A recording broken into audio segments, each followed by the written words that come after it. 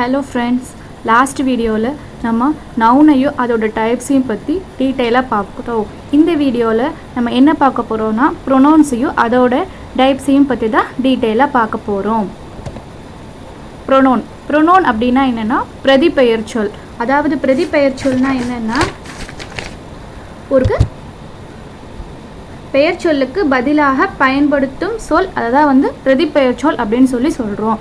A pronoun is a word that replaces a noun in a sentence. அதாவது ஒரு வாக்கியத்தில் நவுனுக்கு பதிலாக ரீப்ளேஸ் பண்ணி வர ஒரு சொல்ல தான் pronoun அப்படின்னு சொல்கிறோம். Pronouns are used to avoid repeating the same nouns over and over again. அதாவது இந்த pronouns எதுக்காக நம்ம யூஸ் பண்ணுறோம்னா ஒரு சென்டென்ஸில் நவுனு திரும்ப ஒரே நவுன் வராமல் இருக்கிறதுக்காக இந்த ப்ரொனவுன்ஸை யூஸ் பண்ணுறோம். இப்போ நீங்கள் பார்த்தோம்னா நம்ம ஒரு பேராகிராஃபோ ஒரு எஸ்ஸையோ எழுதும்போது நம்ம ஏதோ நவுனை வச்சு தான் ஸ்டார்ட் பண்ணுவோம் அந்த சென்டென்ஸை. நவுனுங்கிறது ஒரு பொருளோட பேராக இருக்கலாம், இடப்பெயராக இருக்கலாம், அல்லது நபரோட பேராக இருக்கலாம். இதை வச்சு தான் ஏதோ ஒரு சென்டென்ஸ் நவுனை வச்சு ஸ்டார்ட் பண்ணுவோம். அப்போ இந்த நவுனை வச்சு ஸ்டார்ட் பண்ணும்போது அந்த மீதி இருக்கக்கூடிய எல்லா சென்டென்ஸ்லேயும் இந்த நவுனை பற்றின ஏதோ ஒரு விஷயத்தை நம்ம சொல்லி தான் ஆகணும். பேராகிராஃபில் இருக்கட்டும் சரி, எஸ்ஏவிலையாக இருக்கட்டும் சரி.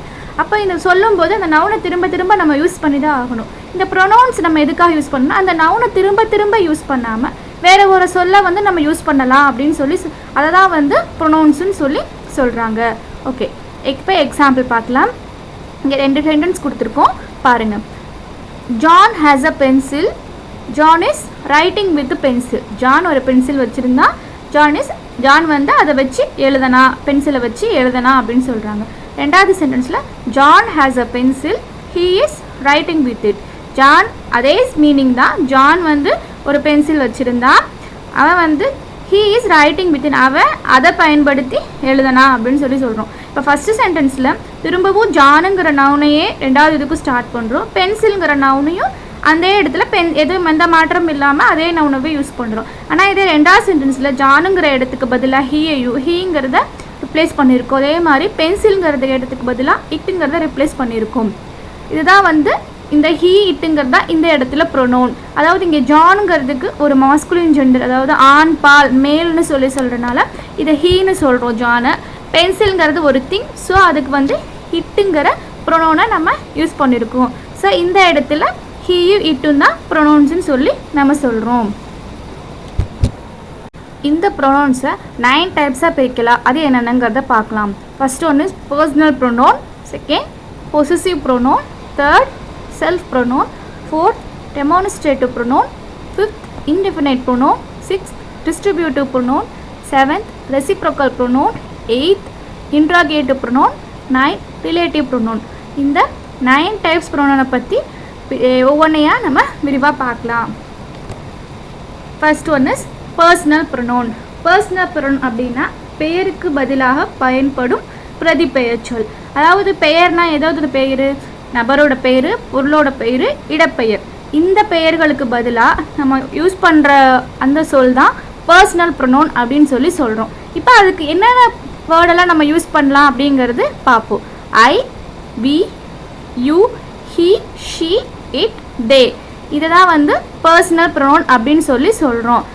ஏன் இதை பர்சனல் ப்ரொனவுன் நம்ம சொல்கிறோம்? Because they stand for 3 persons. இதாவது 3 பர்சன்ஸை இது மென்ஷன் பண்ணுது அப்படின்னு சொல்கிறாங்க. அது என்னென்னா the person speaking, the person spoken to, the person spoken of. அது தமிழில் நம்ம படிச்சிருப்போம். தன்மை, முன்னிலை, படர்க்கை அப்படின்னு படிச்சிருப்போம். அதாவது ஃபஸ்ட்டு என்னென்னா த பர்சன் ஸ்பீக்கிங் அப்படின்னா என்னென்னா ஒரு சொல் பேசுபவரை, ஏன்னா பேசுகிறோம்னா அதை பேசுபவரை குறிக்கிற சொல்ல தான் தன்மை அப்படின்னு சொல்லுவோம். த பர்சன் ஸ்போக்கன் டு, நம்ம கேட்பவரை, நம்ம பேசுகிற பேச்சை கேட்பவரை குறிக்கிறதா த பர்சன் ஸ்போக்கன் டு, முன்னிலை அப்படின்னு சொல்லுவோம். த பர்சன் ஸ்போக்கன் ஆஃப், பேசுபவர் கேட்பவர் ரெண்டு பேரும் அல்லாத மூன்றாவது ஒரு நபரை பற்றி சொல்கிறதா சொல்கிறதான் த பர்சன் ஸ்போக்கன் ஆஃப், படர்க்கை அப்படின்னு சொல்லுவாங்க. இப்போ எக்ஸாம்பிள் பாருங்கள். I am strong. இந்த இடத்துல ஐங்கிறது பர்சனல் ப்ரொனவுன். ஐங்கிறது தன்னை பற்றி, பேசுபவரை பற்றி சொல்லுது. ஸோ நான் அப்படின்னு சொல்கிறனால இது பர்சனல் ப்ரொனவுன். அடுத்து ரெண்டாவது சென்டென்ஸ் பாருங்க. You are strong.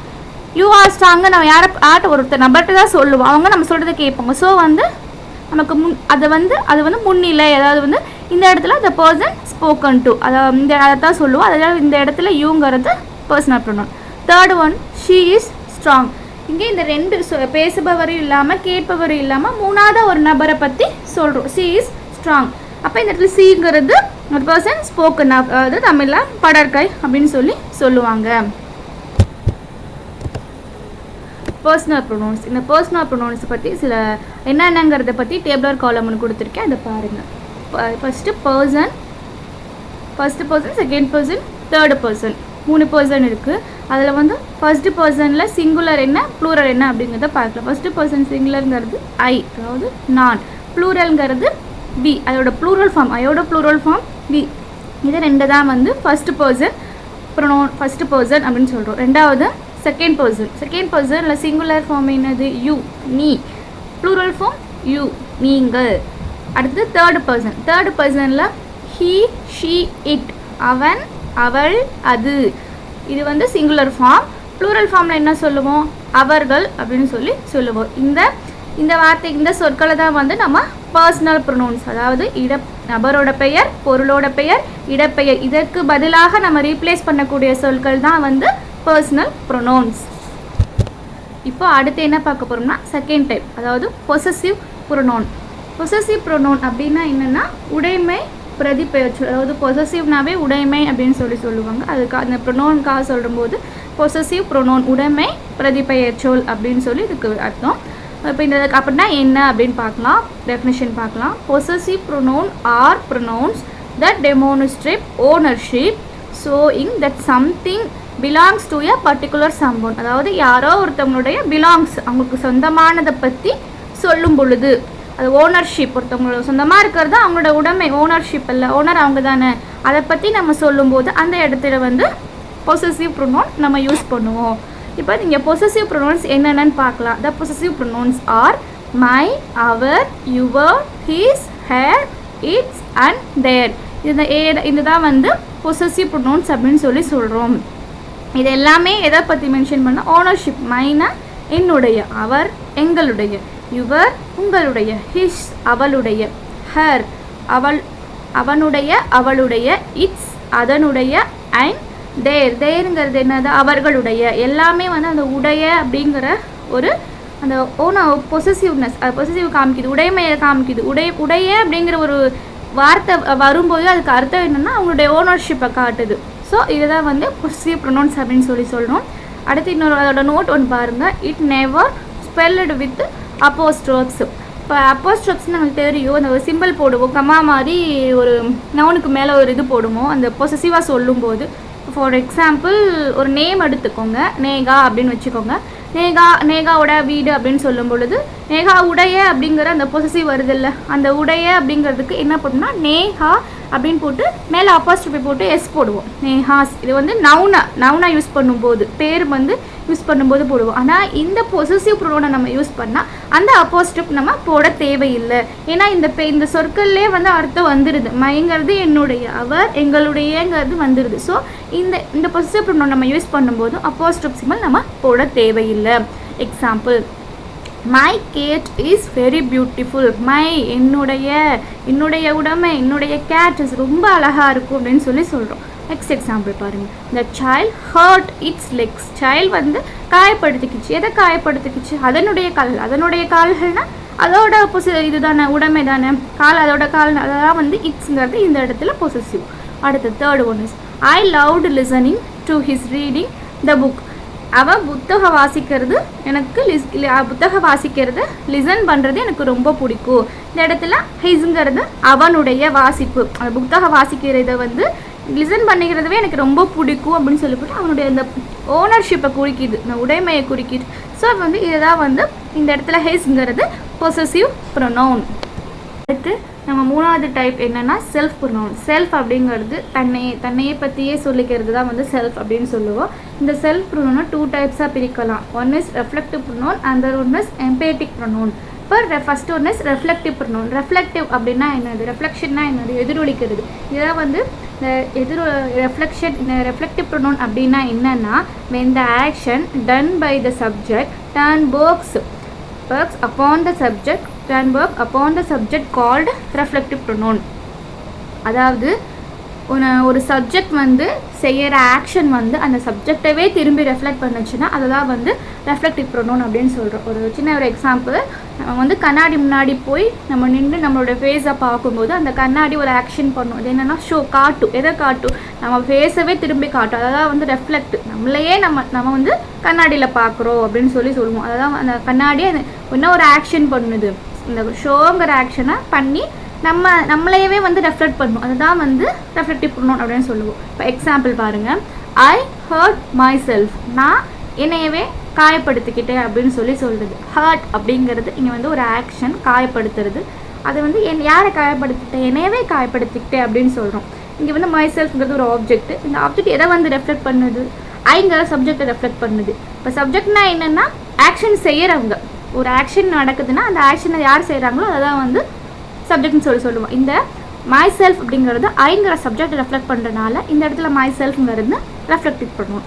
Second example, he cut himself while he was shaving. அவன் ஷேவ் பண்ணும்போது அவனையே கட் பண்ணிக்கிட்டான், வெட்டிக்கிட்டான் அப்படின்னு சொல்கிறது. அதாவது என்னென்னா இந்த இடத்துல himself அப்படிங்கிற himselfங்கிறது ரெஃப்ளெக்டிவ் ப்ரொனவுன். இந்த இடத்துல இந்த என்ன ஆக்ஷன் நடக்குது? கட், வெட்டுங்கிறது ஆக்ஷன் வந்து எதை வந்து ரெஃப்ளெக்ட் பண்ணுது? ஹிம்செல்ஃப், அவனையே வெட்டிக்கிட்டான். இந்த அவனையேங்கிறது எதை இங்கே ரெஃப்ளெக்ட் பண்ணுது? ஹீ, அவன் பண்ணுற செயல் அவனையே ரெஃப்ளெக்ட் பண்ணுது. ஸோ இதை தான் வந்து ரெஃப்ளெக்டிவ் ப்ரொனவுன் அப்படின்னு சொல்லுவோம். மூணாவது, you deceive yourself when you speak லை.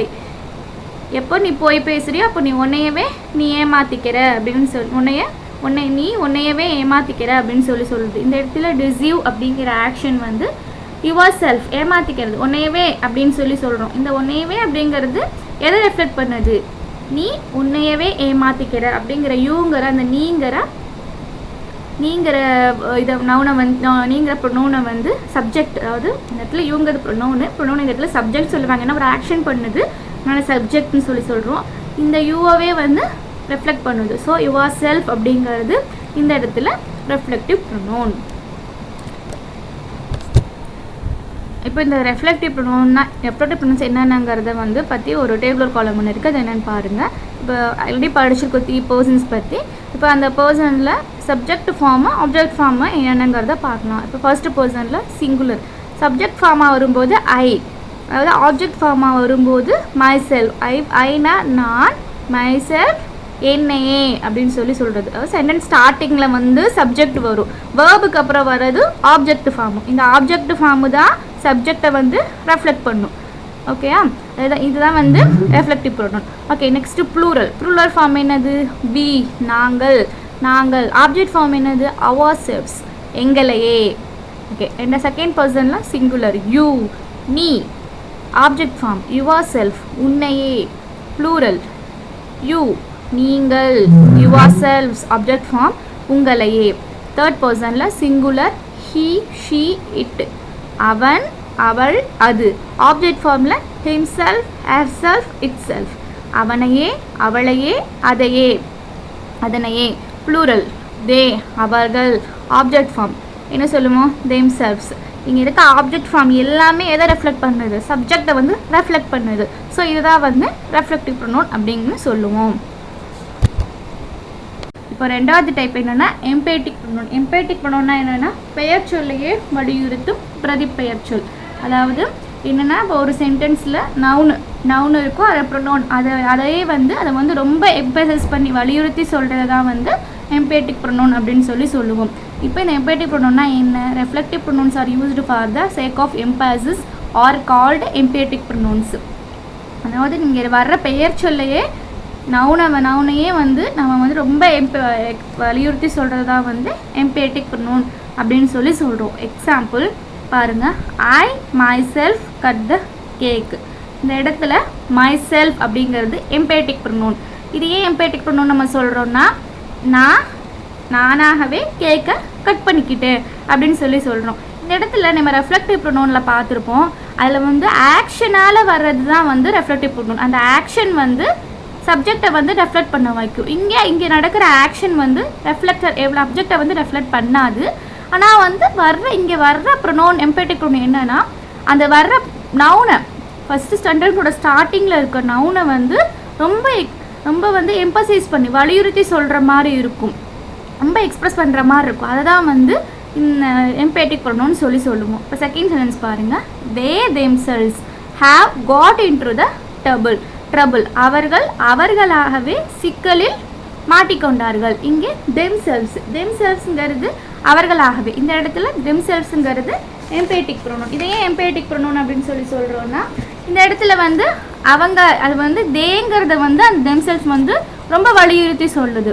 அதனால் வந்து இதை தான் வந்து எம்பேட்டிக் ப்ரொனவுன் சொல்கிறோம். மூணாவது பாருங்கள். we ourselves shared the property. நாங்கள் எங்களுக்குள்ளாகவே ப்ராப்பர்ட்டியை ஷேர் பண்ணிக்கிட்டோம் அப்படின்னு சொல்கிறாங்க. இந்த இடத்துல ourselves அப்படிங்கிறது ரொம்ப அந்த ப்ரொனவுன் வீங்கிறத வந்து ரொம்ப எக்ஸ்ப்ரெஸ் பண்ணி எம்பசைஸ் பண்ணி சொல்லுது.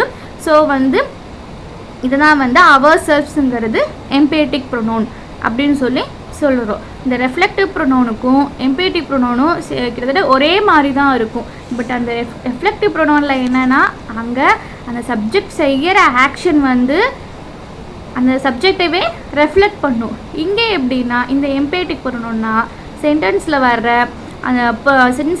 நவுனையோ அல்ல ப்ரொனவுனையோ ரொம்ப வந்து எம்பசைஸ் பண்ணும்.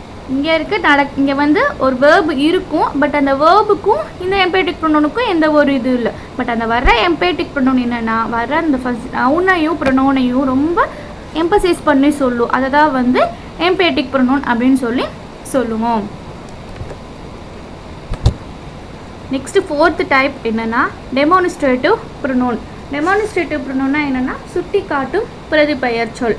அதாவது சுட்டி காட்டி இது அது அந்த அது அப்படின்னு சொல்லுவோம்ல, அதை தான் வந்து டெமான்ஸ்ட்ரேட்டிவ் ப்ரொனவுன் அப்படின்னு சொல்கிறாங்க. இப்போ டெஃபினேஷன் பாருங்கள். Pronounce are used to point out the object. அது ஆப்ஜெக்டை வந்து பாயிண்ட் அவுட் பண்ணி சொல்கிறதுக்காக அதுக்காக யூஸ் பண்ணுறதா demonstrative pronoun. To which they refer are called demonstrative pronoun. ஆப்ஜெக்டை பர்டிகுலராக பாயிண்ட் அவுட் பண்ணி சொல்கிறதுக்காக யூஸ் பண்ணுற ப்ரொனவுன் தான் டெமான்ஸ்ட்ரேட்டிவ் ப்ரொனவுன். இப்போ இதுக்கு என்னென்ன வார்த்தைகள் நம்ம யூஸ் பண்ணுவோம்? These, that, these, those. இந்த வார்த்தைகள் தான் வந்து டெமான்ஸ்ட்ரேட்டிவ் ப்ரொனவுன் அப்படின்னு சொல்கிறாங்க. இப்போ எக்ஸாம்பிள் பாருங்கள். This is a flower. இது ஒரு பூ அப்படின்னு சொல்கிறோம். அப்போ வந்து ஒரு பர்டிகுலராக பாயிண்ட் அவுட் பண்ணி சொல்கிறோம். இது என்னென்னா இது பூ அப்படின்னு சொல்கிறோம். That is Red Fort. அது ரெட் ஃபோர்ட் அப்படின்னு சொல்கிறோம். அப்போ வந்து இது அது. இப்போ இதுக்கும் அதுக்கும் என்ன டிஃப்ரெண்ட்னா கொஞ்சம் பக்கத்தில் இருந்துச்சுன்னா வந்து இது அப்படின்னு சொல்லுவோம். கொஞ்சம் தள்ளி தூரமாக இருக்கிறத வந்து அது தட் அப்படின்னு சொல்லுவோம். தேர்ட் சென்டென்ஸ் பாருங்கள். தீஸ் புக்ஸ் ஆர் மைன். இந்த புத்தகங்கள் என்னுடையது அப்படின்னு சொல்கிறோம். அதாவது இந்த இடத்துல திஸோட ப்ளூரல் ஃபார்ம் தான் தீஸ். அப்போது இது வந்து டெமான்ஸ்ட்ரேட்டிவ் ப்ரொனவுன். ப்ளூரலில் சொல்லும் பொழுது தீஸ் அப்படின்னு சொல்லணும். அதே மாதிரி தோஸ் அப்படிங்கிறது தட்டோட ப்ளூரல் ஃபார்ம். ஃபோர்த் சென்டென்ஸ் பாருங்கள். Those pens are yours. அதாவது அந்த பேனாக்கள் உன்னுடையது அப்படின்னு சொல்கிறோம். இப்போ இந்த இடத்துல தீஸ் தோஸ் அப்படிங்கிறதும் டெமான்ஸ்ட்ரேட்டிவ் ப்ரொனவுன். அதே மாதிரி தான் தீஸுங்கிறது பக்கத்தில் இருக்கிறது, கொஞ்சம் பக்கத்தில் இருக்கிறதுக்கு தீஸும், தோஸுங்கிறது கொஞ்சம் தொலைவில் இருக்கிற பொருளுக்கும் சொல்லுவோம். அதாவது இந்த 4 ப்ரொனவுன்ஸு தான் டெமான்ஸ்ட்ரேட்டிவ் ப்ரொனவுன் அப்படின்னு சொல்கிறோம். ஓகே ஃப்ரெண்ட்ஸ், இந்த வீடியோவில் நம்ம ப்ரொனவுன்னா என்ன அப்படிங்கிறதையும் அதோட 4 டைப்ஸை பற்றியும் பார்த்தோம். நெக்ஸ்ட் வீடியோவில் நம்ம மீதி இருக்கிற 5 டைப்ஸை பற்றி பார்க்கலாம். நீங்கள் இந்த ப்ரொனவுன் இந்த படித்த 4 ப்ரொனவுன்ஸையும் கொஞ்சம் ப்ராக்டிஸ் பண்ணி பாருங்கள். ப்ராக்டிஸ் பண்ணி பார்க்கும்போது உங்களுக்கு இன்னும் ஈஸியாக இருக்கும். தேங்க்யூ.